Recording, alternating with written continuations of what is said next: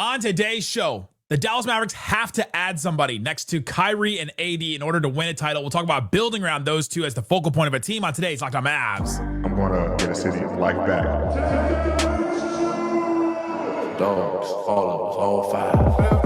You are Locked On Mavs. Great, Rusty. Your daily Dallas Mavericks podcast. No one's dying. Part of the Locked On Podcast Network. Still can't leave me alone. Your team every day. Gotta be born with the dog blood. And welcome. You are Locked On to the Dallas Mavericks, your team every day. My name is Nick Angstadt, media member covering the Dallas Mavericks for 10 years. Thanks for being an everydayer, making Locked On Mavs your first listen. This episode is brought to you by Amazon Fire TV Stick 4K. Turn any TV into an Xbox. No console needed. Head to Amazon.com/Fire TV Locked On to learn more. Joining me, as always, the post-game prodigy from the great Slightly Biased YouTube channel. Offseason mode. What you got for me, Slightly Biased? One gorilla versus 100 men. Where do you think? My question has been, is it 100 1v1s for the gorilla, or is it 100 at once versus one gorilla? I believe the original hypothetical was 100 1v1s. Okay, I'm taking the gorilla all day. I'm taking humans. 101. I've done research on this. It's not 1v1s. Gorilla experts think you need 5 or 6 men. Gorilla experts do? Yeah, that's what I saw online. Wow. So Jane Goodall is just like, no, like honestly, it would just take 5 dudes. Well, people sleep on the human endurance. Yeah, that's true. How long can a gorilla last in like 2 gorillas box? Like how long would the match last? Yeah. Come on, guys. Root for your home team. Well, is it the home? Never mind. Evolution. Never mind. Okay. Today's episode, we're going to get into building around Kyrie and AD. We're going to talk about, can the roster win a title as it is? What do they have to add to it? What's missing? And also, can they survive waiting for Kyrie to return going into next season? But let's start here. The vision of this team. Obviously, the defense wins championships has been the thing that people have said over and over. And by people, I mean just Nico Harrison and only him by himself. And It's great. But defense wins championships is not the only way to win a title. You've got to have a good enough offense. You've got to have something cohesive. And obviously, you have to have a good roster around a star. We're seeing in the playoffs right now that even just having the best player, the Jokic Nuggets, the Luka Lakers, there's the Giannis Bucks, it's not good enough to just have the best player in the series even. You have to have a good roster around your stars right now. And building around AD and Kyrie is a different challenge and a different thing than what we've been used to with the Dallas Mavericks. And so you start with the Mavs' path to a title, building around AD and Kyrie. And what's the first thing you think of when you think about trying to add something to those two guys? Even let's just take the Mavs' current roster aside. What would you add to those two guys to get them to the point where they're winning a title? Well, I mean, you just need another ball handler, obviously. But I'm happy you started with that because that was sort of the direction I was going to take all of this, which is I don't want to say we're entering this era. I've seen people tweet this where it's just like, you need depth. You need, every time I see that, I'm like, well, that's literally always been the case, right? Yeah. The big 3 era was never really a thing the way people think it was. It was only really a thing because LeBron James existed. The Celtics, the Celtics big 3 in right, Boston was kind of the flow. I mean, you had the big 3, right? You had like the Ray Allen, Kevin Garnett, Paul Pierce, those 3 guys. But their team was still really good. Like they had Rajon Rondo, who was an incredible player as their 4th guy, and they were just a deep team still. So I think we get too caught up in the idea of that being, oh, there's just 3 guys, right? Because even like the big 3, like the Heat big 3, you can never compare anything LeBron did to anyone else. That's just the reality. Yeah, it'd be like LeBron having did. a big 3 with Jokic, right now. Like, right. Okay, Yes. great. Like that's you have the best player and 2 other stars next to him. It's like that's a different level than a big 3 with Devin Booker, Kevin Durant, and Bradley Beal. Absolutely. So I think this big 3 thing has always kind of been overrated. It was never really an era. Like it's always been, you want the deepest team, you want to have the best team you can make. And we are entering this, and I've seen other people call it this, and it's a smart way to look at it. The weak link era is really where we're at, where it's, if you're a team like the Lakers, for example, and a big reason why I said, and people got mad at me, but I said that this Lakers team was never a championship contending team at any point, was because they don't have the pieces. They're always going to have a problem on the court in one way or another. Jackson Hayes is completely and totally unplayable. Yeah, Rui's wildly inconsistent, even though he just had a good game.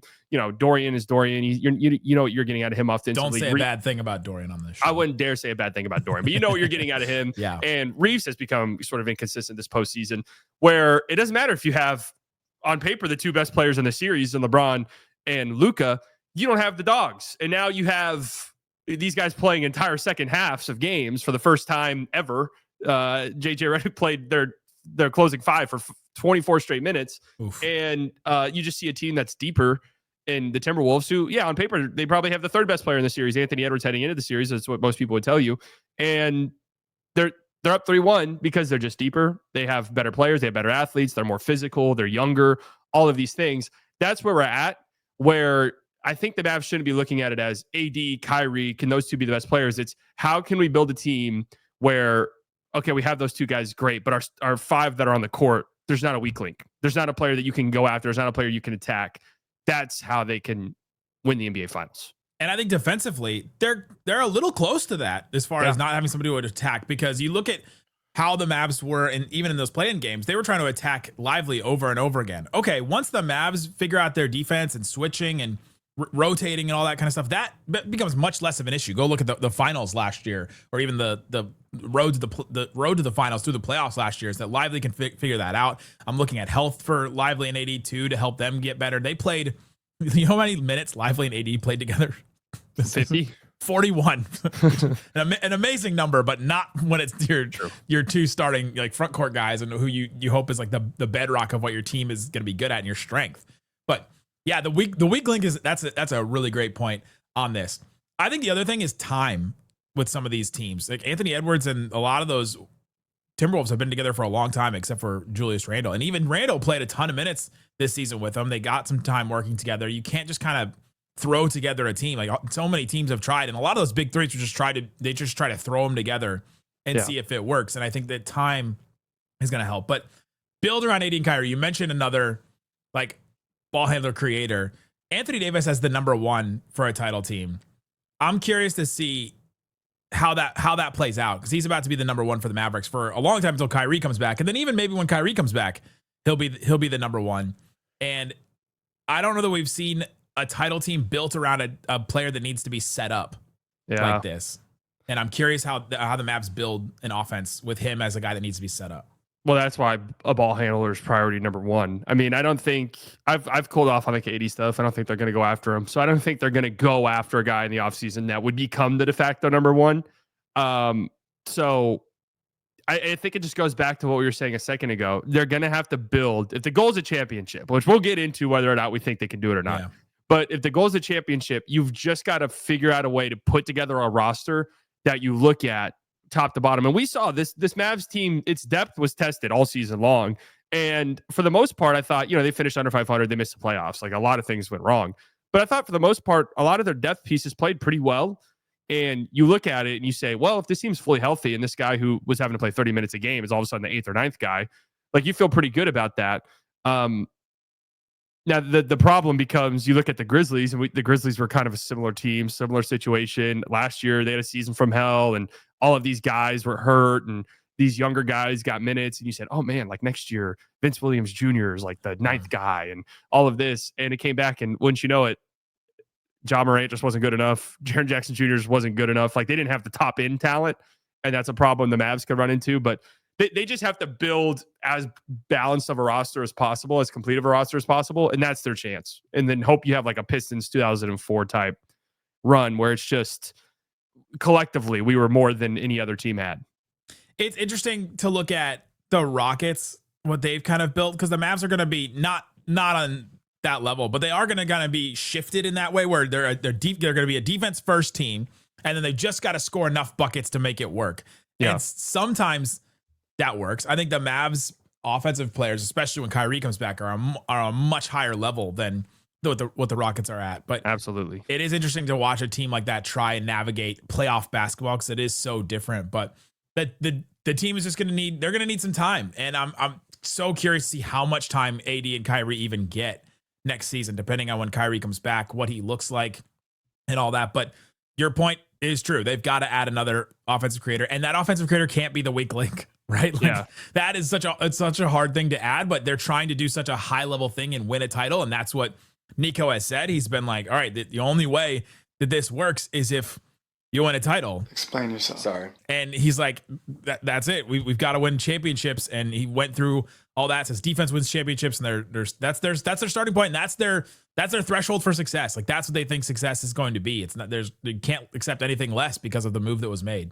And so building around AD and Kyrie, it's an interesting challenge. They got to add something else.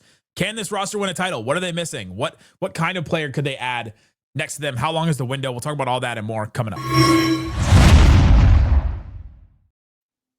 Today's episode of Locked On Mavs brought to you by Monarch Money, one of my favorites. I love using Monarch Money. If you ever checked your bank account and are like, oh my gosh, where did all my money go? I've been watching some of these YouTube videos where they go through people's bank accounts and investments and all their debt and stuff like that and try to figure out, all right, how much did you spend this month and how much did you make? And they have no idea and they're totally lost. If you feel like some of those people sometimes, you're like, I have no idea what's left. Monarch Money is something that can help you. It's a complete financial command center.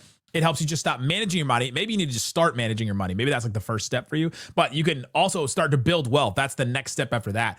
Tons of insights on Monarch Money. I love that I can connect a bunch of different things between my, my bank accounts, credit cards, investments, even like my student loans and things like that. I added on there. Take control of your finances with Monarch Money. Use the code LOCKEDONNBA at Monarch Money and get this. You can get 50% off your first year. Half off the first. You get 6 months for free, basically. That's monarchmoney.com. Code LOCKEDONNBA for half off your first year at monarchmoney.com. Stop just managing your money. Start building wealth with monarchmoney.com. Shut it down! Let's go home!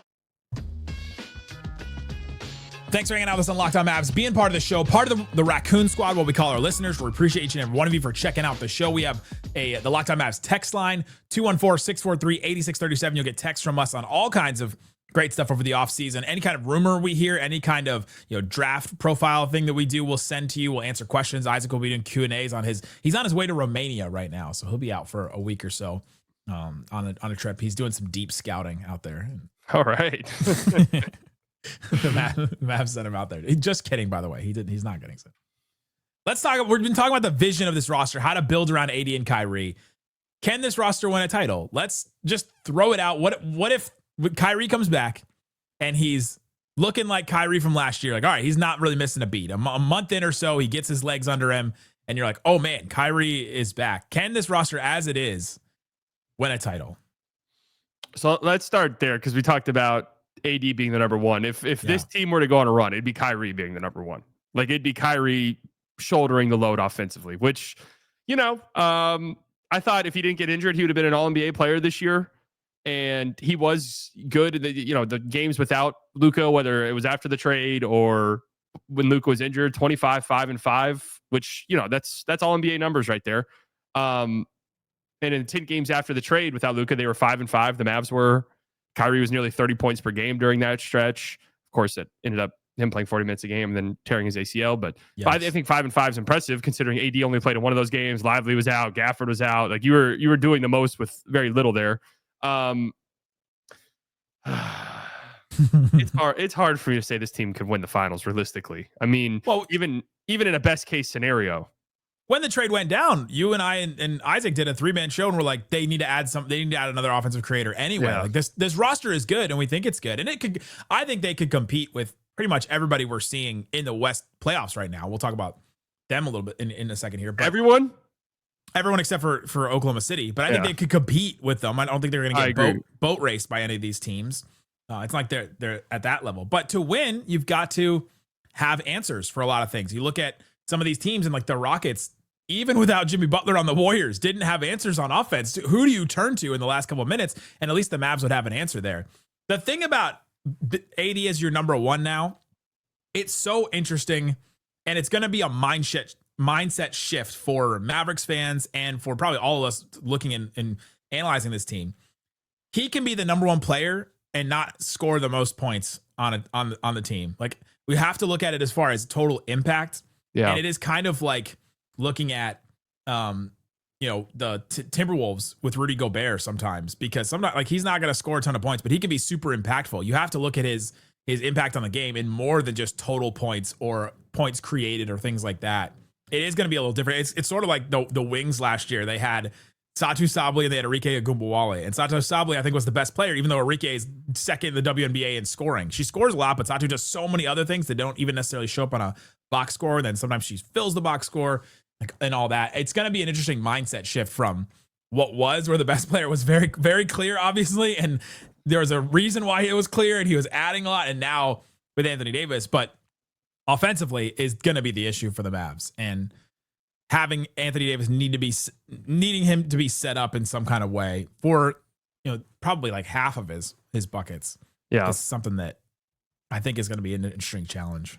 Yeah. And I mean, you just look at the history of the NBA as your evidence for that. Like it would be if this team, assuming they don't make any big trades, and this is just their two main guys, you just look back over the course of NBA history, especially recent history, good luck finding too many teams where a guy like AD is the best player on that team. I mean, you'd have to go back to, I guess, the Spurs and Tim Duncan. Yeah, right. But I mean, look at how insanely stacked those teams were, how well built they were. Tony Parker, Manu Ginobili, just a slew of great role players. It kind of goes back to what we were saying at the top, where you just have to build such a deep roster where you don't have a lot of weak links. That's where you'd have to be at. It's very difficult to win at the highest level with your best guy not being a go-to super reliable bucket getter. And that's where Kyrie does come into play. But if we're talking about best case scenario, reaching your ceiling, which you hope is a championship, you're talking about a guy who's 33 years old coming off an ACL injury. That's risky. You're really wishing for the best case scenario at that point. And that's the only way you can win a championship, realistically.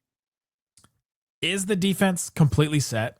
Like, is this defense a championship defense? You bring Kyrie back. Well, I mean, it is what it is now. I think they showed in the back 2 months of the season tell you yes. Like, that was the disappointing part about AD's return, was it's like, defense wins championships. His defense is gonna be so good, and you watch it as like, I mean, they really weren't. They weren't that good. Like, they had impressive moments. Like the Kings game was really impressive, right? But yeah, I mean, I don't know. I don't know if they instilled that much confidence that this defense is going to be great. I mean, don't get me wrong, there's interesting on-off numbers, right? And it's such small sample size stuff because it's such small sample size because these guys barely played too many minutes together. But AD and Lively had good numbers next to each other. Very small sample size. 41 minutes. Right, 41 minutes, but a 106 defensive rating. They had a plus 6 net.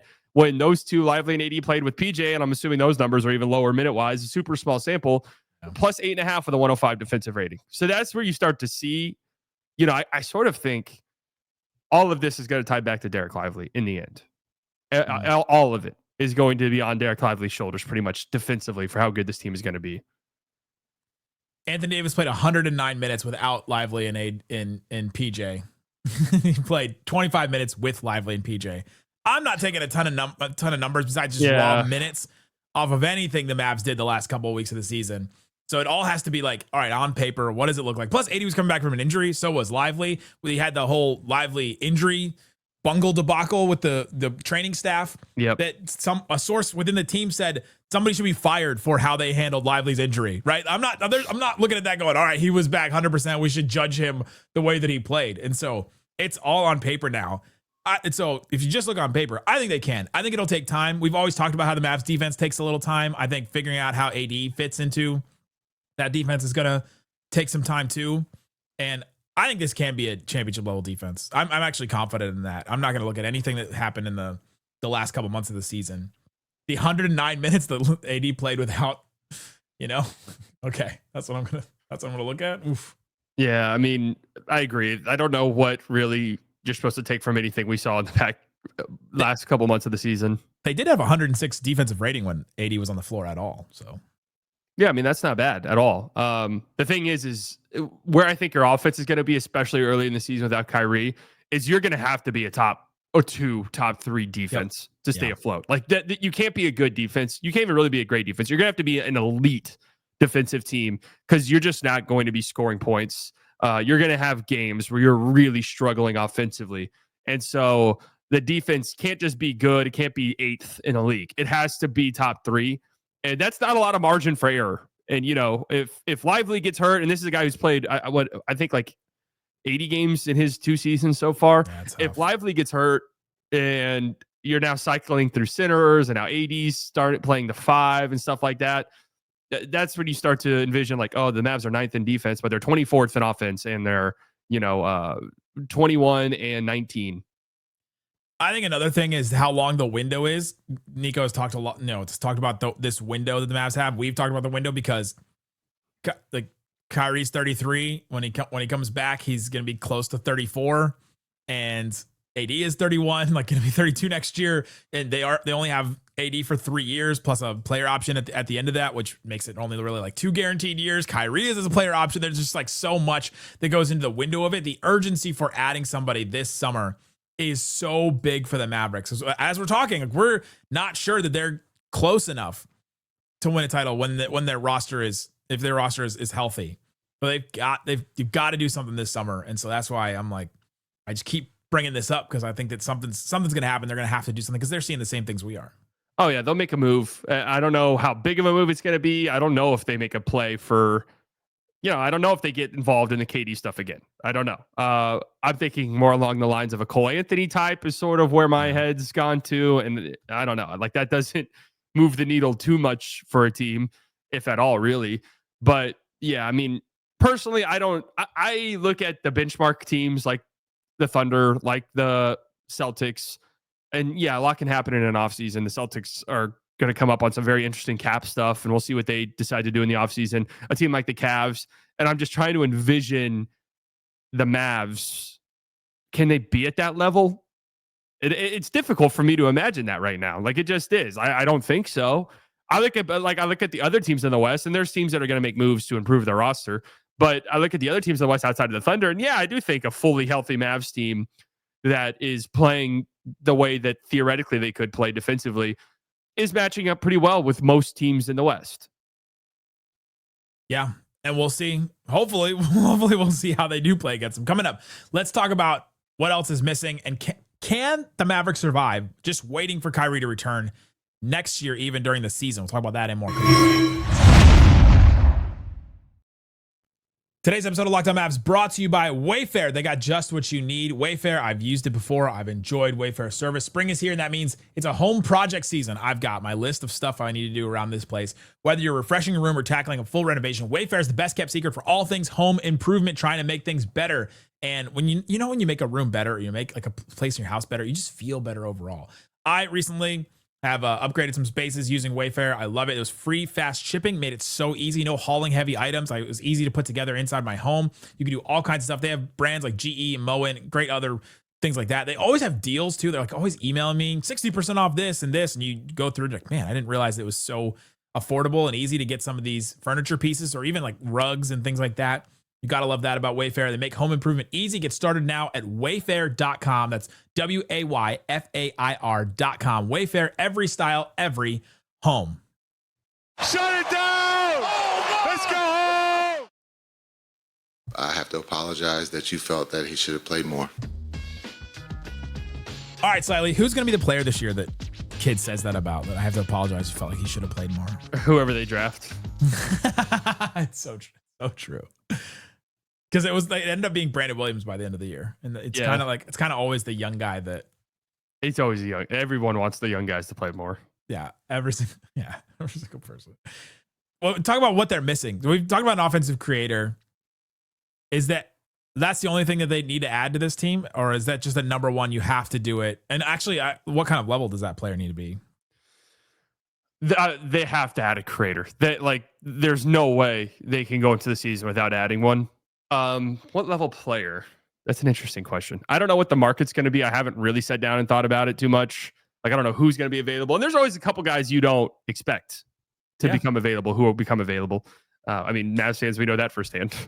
I've thrown out some names because I went through the entire NBA recently, and I went through all right, the players in the $3 to $19 million range that are lead type guards the Mavs could potentially add. Just even if they're not available, I was just like, all right, let me just put them on a list. I started this player changed the Mavs world, basically. Let's start with that. Okay. We'll play this game. Malik Monk, he makes $19 million basically next year. Yeah, he does. Did a lot of playmaking for the Kings at the end of the season. I think absolutely. Austin Reed. He'd be expensive. He would be expensive. And these are just tradable, like guys I think could potentially be traded. You've got to give up stuff probably, but Austin Reeves makes $14 million next year. Absolutely. I do not think the Lakers should trade him. Why not? I think people are really sleeping on. I know he's had a disappointing series, but people are really sleeping on the fact that LeBron will be 41 years old next year. And Luka hasn't been the picture of health recently. And for a long time, the Mavericks and I think the Lakers will be trying to ease the burden on Luka so he can be healthy and fully ready to go in the playoffs. And if you take away a ball handler to bring in a center and Luka has to miss some time or LeBron has to miss some time, it gets dangerous. And the Mavs found themselves in those positions. It's nice to have 3 guys who can handle the ball. Go see Mavs 2023 season, Lakers, Yes. if you want to know how that works out, losing Brunson and bringing in. Yeah. Kobe White, $13 million next year. Absolutely. That's the one Isaac and I talked about yesterday that I think could be the most doable. The Bulls have to make some kind of move, and Giddey's a restricted free agent this summer.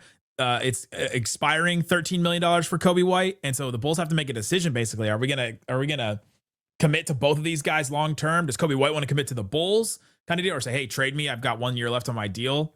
But there's enough like question marks there without me knowing how they feel about Kobe White. But they probably want to keep him. He's been good for them, but that's why I want him on the Mavs because he's been good. I just feel like Kobe White is going to end up being more expensive than people realize. But he's $13 million now, so expensive. All right. No, I'm saying trade asset wise. Oh, okay. Yeah. But I would love Kobe White. You mentioned the Celtics recently about they've got to make some decisions this summer. What about Peyton Pritchard? He makes $7 million next year. I mean, that would be nice, but I think Drew's probably more on the chopping block. Someone like that. What if the Mavs did Drew Holiday somehow and they just become the Bucks from 2024 or 2021 when they won? I'd be interested. I mean, he's getting older. He's kind of openly said he doesn't know how much time he has left in the league, so I'm not sure. The Mavs are interested in older. That's true. That's true. He fits the timeline. Andrew Nembhard is my other one. He makes $18 million. His money goes up next year. Would love Nembhard. And the Pacers have to make a decision with Miles Turner. He's a free agent this summer. Pacers have to do something in the offseason, but I don't know. Nembhard might be a hefty price.